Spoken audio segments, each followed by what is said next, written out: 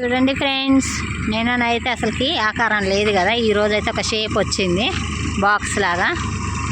ఇంకా ఫైనల్గా మనదైతే రెడీ అయిపోయింది, ఫ్లాట్ లాగా అయింది కదా. ఇగో నిన్నటి నుంచి కష్టపడితే ఈ రోజుకి లెవెల్కి వచ్చిందనమాట.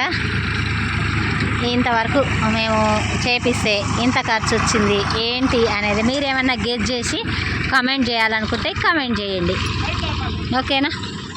చూడండి, మొత్తం అయితే 2 days కష్టం ఇది ఇలాగా రెడీ అవ్వటానికి. అంతకుముందు అయితే మీరు చూస్తురుగా గునుగులాగా ఉండే పత్తి చేను, ఇప్పుడైతే ఇలా అయిందనమాట మొత్తం. ఫైనల్గా ఇక మన వేప చెట్టు ఎల్లమ్మ తల్లి మమ్మల్ని ఎప్పుడు కాపాడుతూ ఉండు తల్లి, ఓకేనా. మాకు మైసమ్మ ఉంది, ఎట్లయినా మేము ఒకళ్ళది తిందాం అనేటోళ్ళం ఏం కాదు, మాదే కొంచెం పోద్ది. మాది ఎవరైనా తినాలనుకుంటే వాళ్ళ కర్మ వాళ్ళే, ఓకేనా. చూడండి ఫ్రెండ్స్, అలా ఎందుకు అంటున్నా అనేది కూడా వీడియో మొత్తం చూస్తేనే మీకు అర్థమైద్ది అనమాట.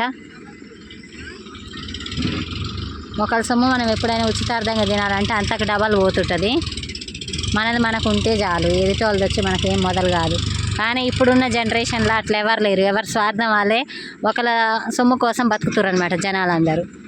ఇలా అనొచ్చా అనకూడదు కానీ అనిపిస్తుంది నాకు కొన్ని సిచ్యువేషన్లు చూస్తే.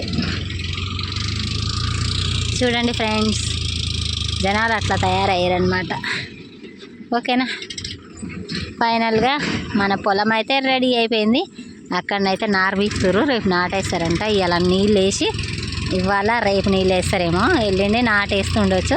రేపు కుదిరితే నేను మళ్ళీ మీకైతే వీడియో షేర్ చేస్తాను. రేపు అంటే రేపు రాకుండొచ్చు, నేనైతే నెక్స్ట్ ఎల్లుండి ఓట్లు ఉన్నాయిగా, రావాలి మళ్ళీ మీకైతే కంపల్సరీ చూపిస్తా ఫ్రెండ్స్, ఓకేనా. ఈ వీడియో మీకు ఎలా అనిపించింది అనేది అయితే లాస్ట్లో కమెంట్ అయితే చేయండి.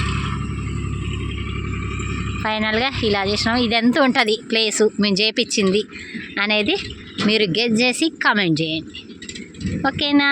Bye friends.